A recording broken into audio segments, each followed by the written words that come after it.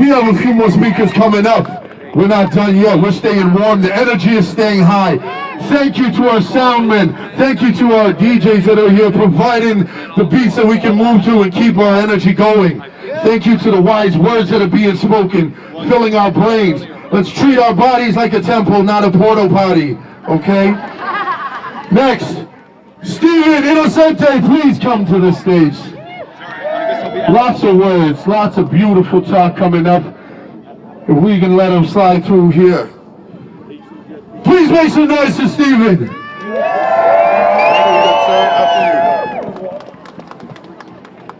It's holding so far. That's right. I too am a doctor. I did my master's and PhD at McMaster University.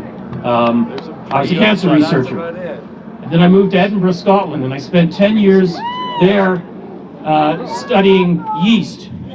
And that led me into my next career, owning a microbrewery in Kitchener-Waterloo. Now, I'll tell you folks, us small guys need all the support from all of you. Because when I went out that I'm doing this, the hate that I received online, being called a racist, being called a homophobe, what? It's insane. The cancel culture is real. But I'm here to talk to you about PCR and science. That is what I became a global expert in when I was in Edinburgh. I've done probably 150, 200,000 of those myself. And that's what's got us into this whole problem. RT-qPCR. You've probably heard of it, right? The PCR test. You've heard of cycles. You've heard of the cycle thresholds. PCR is a beautiful thing. The fellow that dreamt it up, Dr. Kerry Mullis, won a Nobel Prize for it. And even he said it should never be used as a diagnostic test on its own. Never! Conveniently, he died. August 2019. But I digress. It should never be used. It should never be used as a test. It is far too sensitive. Right now, the province of Ontario was testing up to 47 cycles. Wow. The WHO recommended 25. That difference is a 10 million-fold increase in sensitivity. Wow. I could be a kumquat if they tested my DNA like that. It's not rational. And even now, the WHO, you know, because they've been so right about this whole thing, right? They say 25 cycles and no more. Ontario says, nah, we're going to do 35. That's still 1,000 times more sensitive. And this is what's got us into this problem. They're testing and testing and testing. It doesn't make sense. It really doesn't make sense. And we've, for the past 14 months, we've been told to follow the science. They're following the science. I think that should be a registered trademark, the science. We've been told that lockdowns work.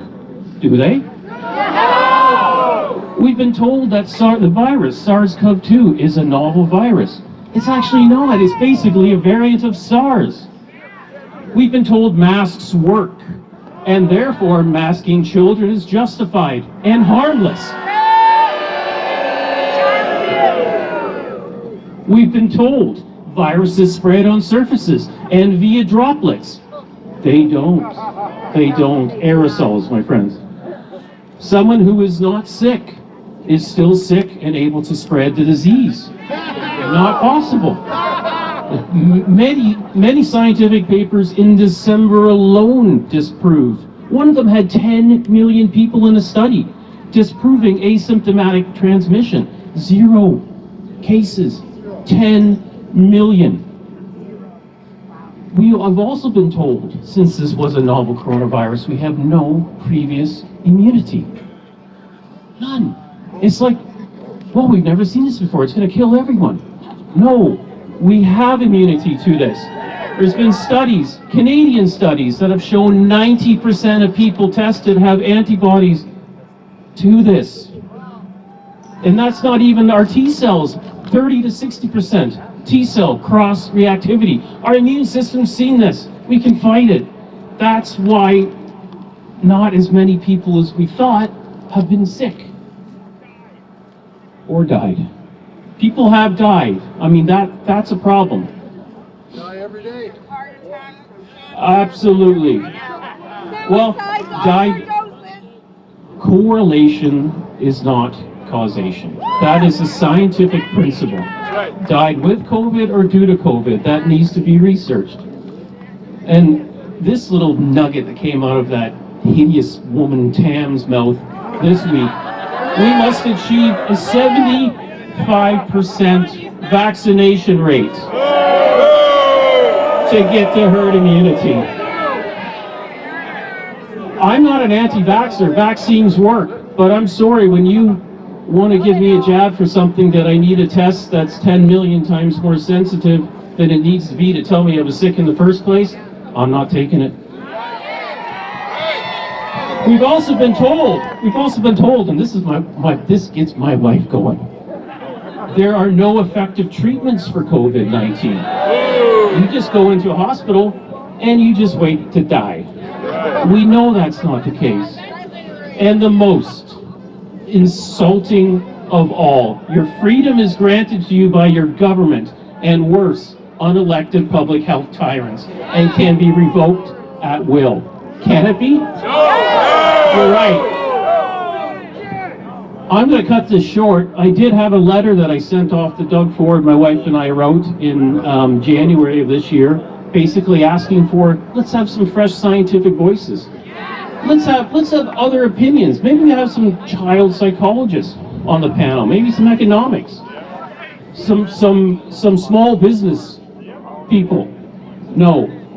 It did get me, however, a phone call with Doug Ford's own health policy advisor. So it did get somewhere. So keep trying. Keep fighting. I mean, what basically came out of it is there are a bunch of headless chickens covering their arse right now, which is not a good sign. It really isn't. I want to thank you all for being here, for coming out, freezing your butts off. It's not nice. We should have done this yesterday. Why did we not do this yesterday? Thank you for your time. Please support the small businesses that have stuck their neck out to do this stuff. The places that you can go into and not wear a mask, or have hand sanitizer forced down your throat, support these places, even if it costs you more. It's worth it. Thank you for your time.